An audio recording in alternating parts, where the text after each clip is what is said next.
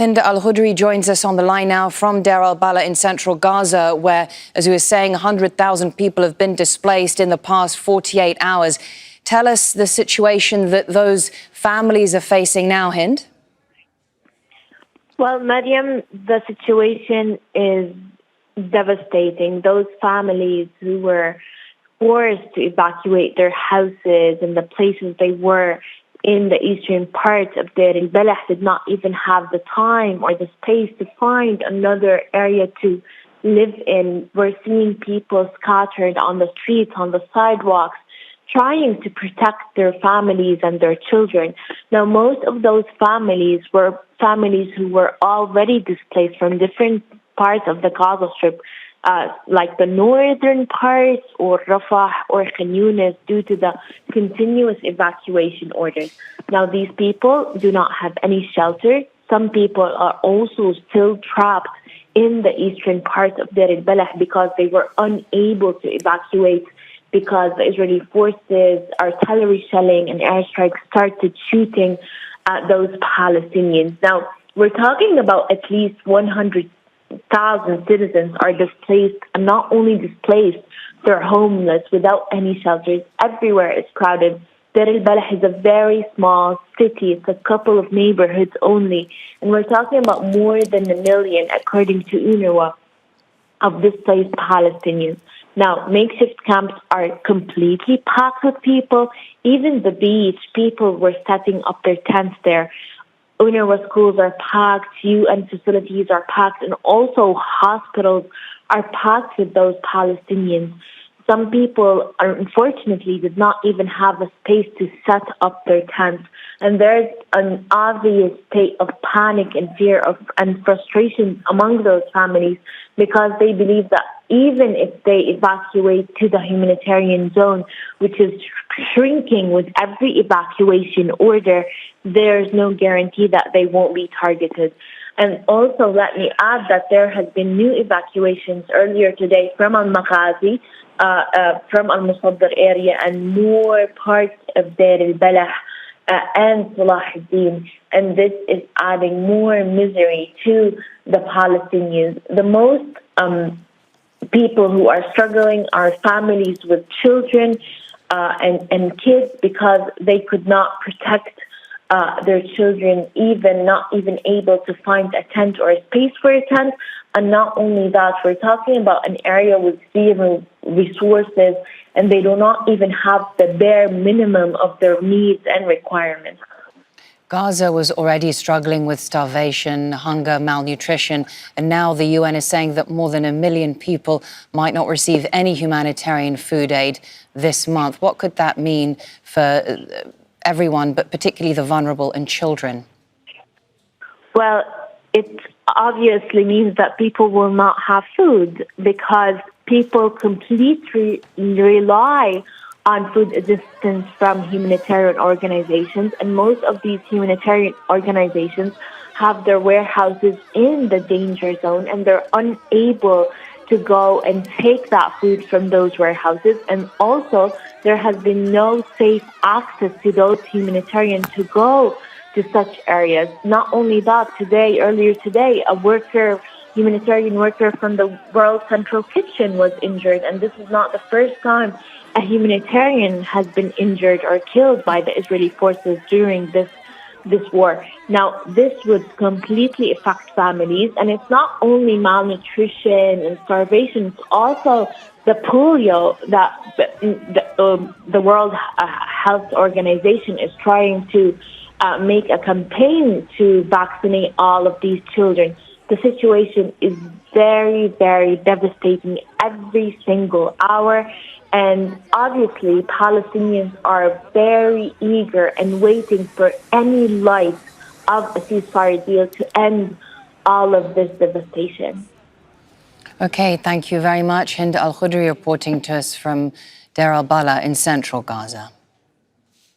Marwan, we've spoken numerous times about the obstacles to reaching a ceasefire, but is the real sticking point who gets to control Gaza at the end of this?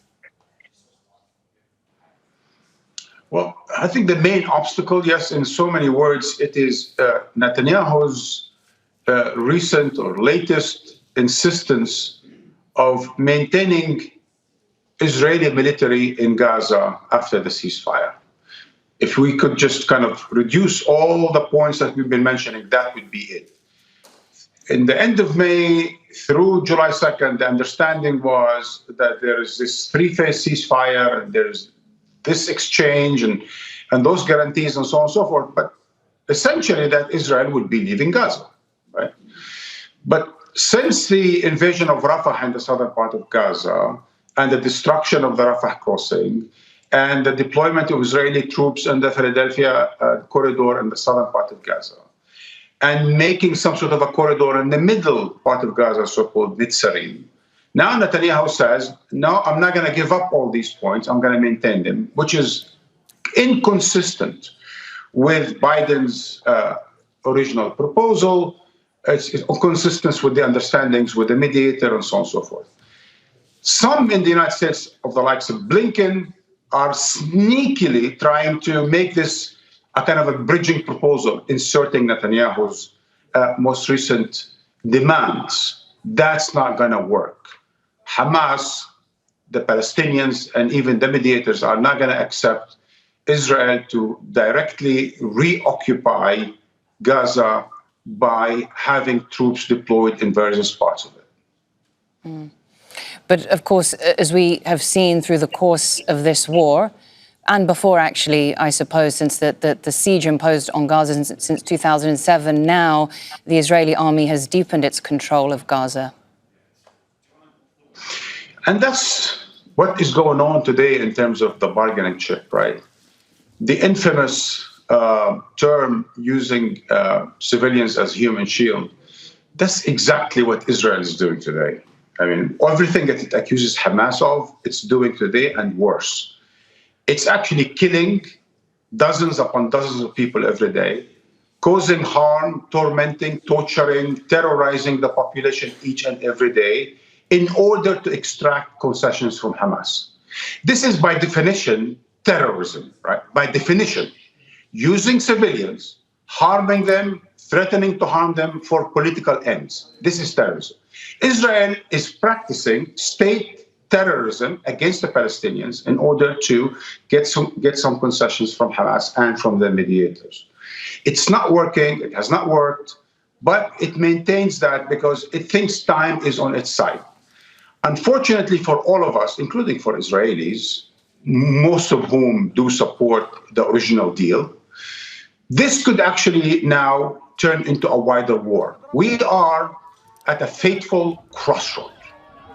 Either we turn to a ceasefire in the next few days that opens the way for a number of scenarios, including the implementation of three phases, and eventually, if the Americans get their way, some kind of a normalization, some sort of a stability, like it or hate it, but there is some kind of a program. Otherwise, we're going to have a wide regional war, right? We will have a more escalation of violence in Gaza, on Lebanon, and potentially throughout the region. Because Israel does not have an alternative strategy.